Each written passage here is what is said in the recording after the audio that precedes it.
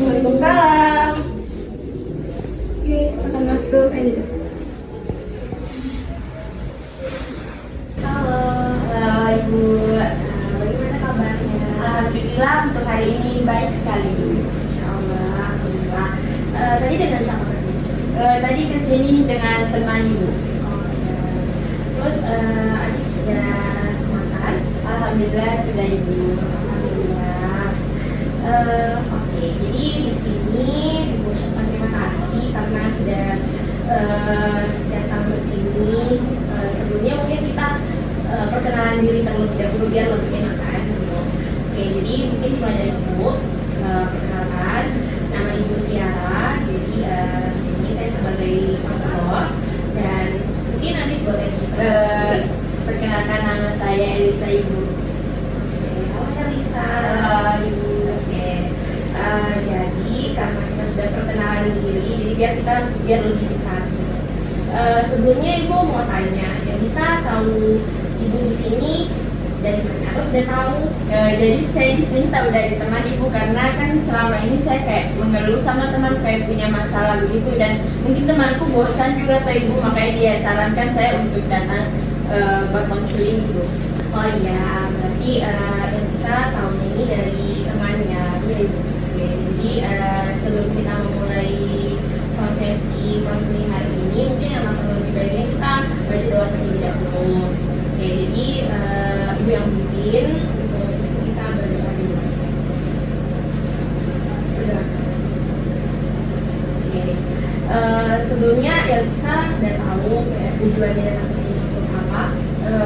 Saya sudah tahu Ibu sudah. Jadi Elisa sudah tahu tujuannya. Tapi sebelumnya Elisa sudah pernah melakukan proses konseling? Belum Ibu, ini pertama kali. Oke, jadi ini pertama kalinya Elisa datang ke sini untuk melakukan konselingnya. Jadi Ibu jelaskan sedikit tentang apa itu proses konseling. Jadi proses konseling itu yaitu pemberian bantuan dari seorang konselor terhadap konseli yaitu Elisa agar konseli itu dapat menyelesaikan permasalahannya dan dapat mengembangkan diri secara optimal. Nah, di mana di sini saya sebagai konselor dan Elisa sebagai konselingnya. Sudah paham? Paham Ibu. Oke, jadi dalam kegiatan ini juga kita melakukan dan menggunakan 3 asas. Jadi yang pertama itu yaitu asas keterbukaan. Jadi nanti Elisa bisa dengan terbuka bicara di sini dengan Ibu tentang permasalahan yang Elisa alami. Selanjutnya ada asas kerahasiaan di mana Elisa berbicara permasalahannya di sini, maka kerahasiaan itu akan terjaga dan dijamin tidak akan bocor keluar saat itu. Dan yang terakhir asas kesukarelaan, di mana sebelumnya Elisa datang ke sini dengan sukarela atau keterpaksaan? Dengan sukarela atas kemauan sendiri. Alhamdulillah. Berarti Elisa datang ke sini tanpa ada paksaan orang lain ya. Oke. Jadi kita di sini menggunakan 3 asas dan kita di sini menggunakan waktu selama 30 menit. Apakah Elisa sepakat dengan waktu yang saya tawarkan? Sepakat Ibu. Oke. Jadi mungkin kita langsung saja masuk ke tahap selanjutnya, yaitu mungkin Elisa bisa menceritakan apa permasalahannya atau tujuannya Elisa datang ke sini, mau menceritakan apa, saya persilakan. Baik, terima kasih sebelumnya Ibu. Jadi di sini kan saya siswa baru di suatu sekolah. Nah, saya itu introvert Ibu dan cuek. Saya ini susah sekali bersosialisasi dengan orang. Jadi itu permasalahan garis besar Ibu. Oh, jadi permasalahannya itu susah untuk bersosialisasi dengan orang-orang baru terutama ya. Oke, mungkin di sini Elisa bisa lebih menjelaskan secara detail tentang permasalahannya. Ya baik Ibu. Jadi karena mungkin saya ini karena saya siswa baru dan saya juga ini introvert, jadi setiap saya ke sekolah saya ini susah sekali bersosialisasi dengan teman-temanku. Nanti tunggu diajak-ajak begitu baru saya bawa dengan mereka. Kalau tidak saya cuma diam di kelas, tidak ada temanku sama sekali. Bahkan temanku yang sering saya ajak cerita saya itu tidak selalunya dengan saya, karena saya orangnya nanti tunggu diajak baru mungkin bawa dan teman-teman. Berarti Elisa ini memang orangnya itu susah untuk kayak berada di lingkungan yang baru ya. Oke. Berarti Elisa ini karena tadi permasalahan yang Elisa sampaikan bahwa Elisa itu karena murid baru, terus juga punya teman-teman baru, jadi Elisa itu kayak takut juga untuk berteman atau bergaul dengan mereka gitu juga. Terus setiap mereka ajak, Elisa jadi kayak selalu menolak. Oke, jadi awal mulanya Elisa merasakan kayak saya ini takut untuk bersosialisasi dengan orang baru itu nanti pada saat Elisa masuk di SMA ini atau sejak kapan? Sebenarnya saya dari dulu orang yang introvert Ibu. Nah saya pikir introvertku ini bakal lebih sembuh setelah saya beranjak dewasa, tapi nyatanya tidak. Setiap saya makanya saya lebih kayak saya pindah sekolah atau apa, tapi ternyata pas saya pindah sekolah tambah tetap juga itu introvertku susah juga saya bersosialisasi Bu. Tidak bisa juga introvertku ini hilang ini. Jadi bukannya pindah sekolah ini semakin kan di mana-mana orang itu semakin banyak teman, semakin hilang introvert ini tidak Ibu.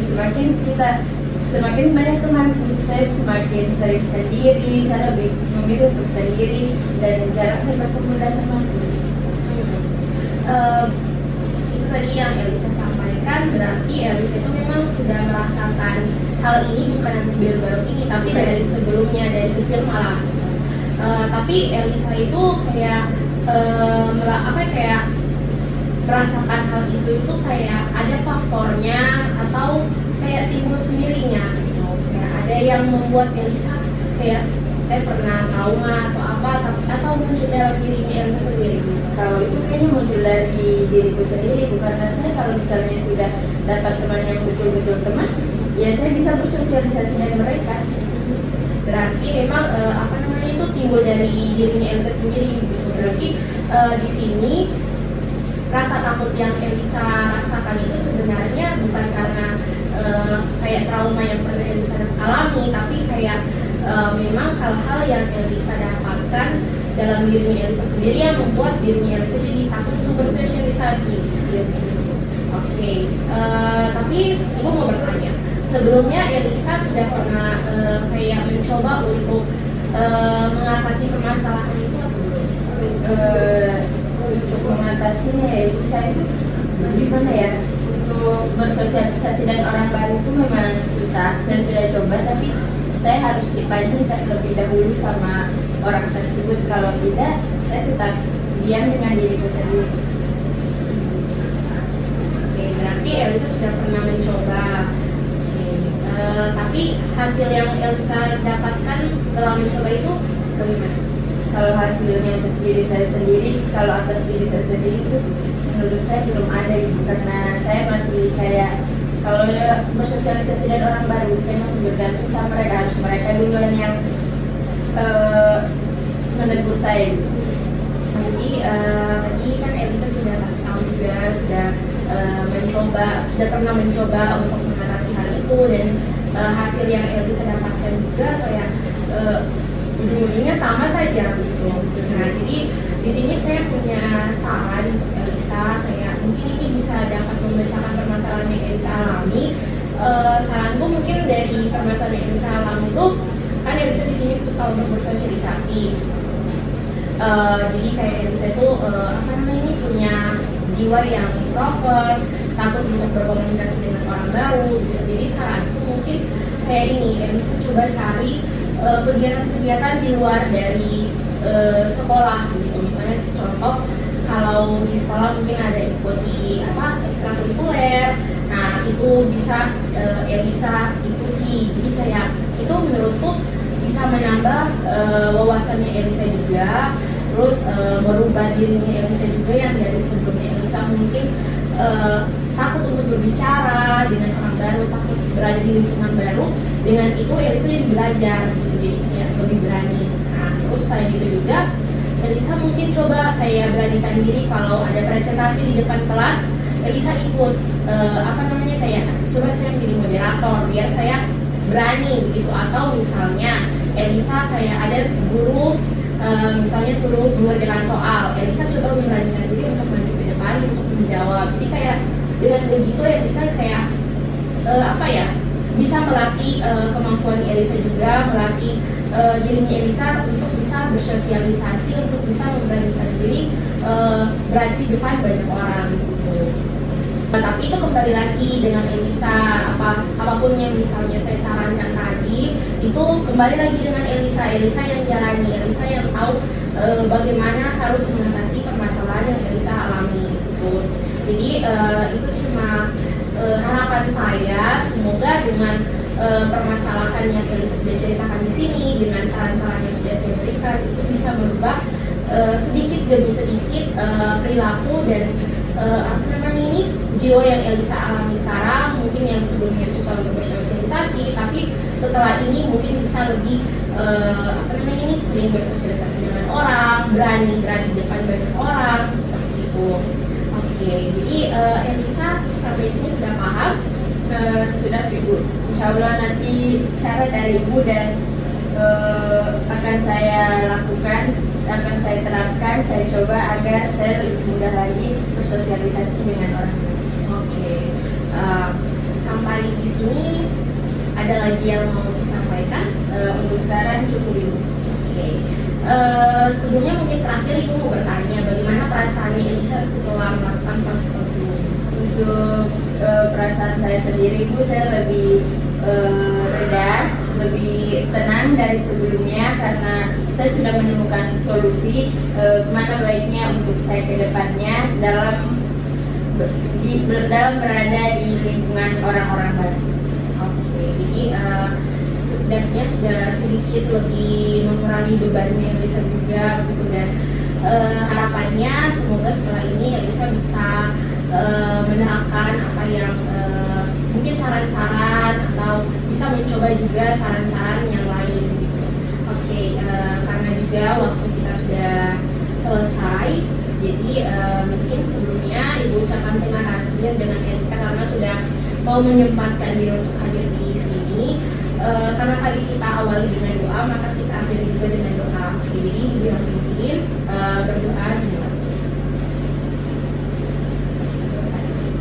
Oke, sekali lagi Ibu ucapkan terima kasih dengan Elisa. Semoga kedepannya bisa menjadikan perubahan untuk Elisa, dan kalau misalnya ada lagi yang mau dibahas atau ada lagi yang mau ditanyakan, mau dikonsultasi di konseling permasalahan yang mengganjal sama Elisa, bisa datang lagi ke sini dengan terbuka, bisa langsung hubungi juga ke Ibu. Oke, jadi ucapkan terima kasih. Sama-sama Ibu. Ya, assalamualaikum warahmatullahi wabarakatuh. Waalaikumsalam warahmatullahi wabarakatuh.